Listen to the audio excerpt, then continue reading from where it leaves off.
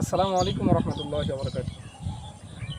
কুরবানি কবুল হওয়ার 4টি শর্ত রয়েছে।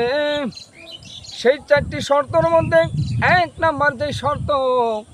নাম্বার শর্ত হয়েছে বিশুদ্ধ নিয়ত থাকতে হবে। আপনার নিয়তটা বিশুদ্ধ হতে হবে। 2 নম্বরে বলা হয়েছে ইখলাসের সহিত কুরবানিটা করতে হবে। আপনার ইখলাসের নিয়ত আছে কিনা সেটা দেখতে হবে। আপনার নিয়তটা ইখলাস হতে হবে।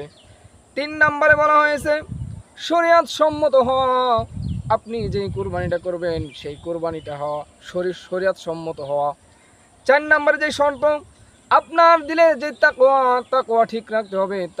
তাকওয়া হাহুনা, তাকওয়া থাকে দিলের ভিতরে, অন্তরের ভিতরে। এই জন্য আপনার এই 4টি শর্ত মেনে তারপরে কুরবানি করতে হবে। এই 4টি শর্তের মধ্যে যদি আপনার একটি শর্ত ত্রুটি থাকে তাহলে আপনার কুরবানি সহি হবে না।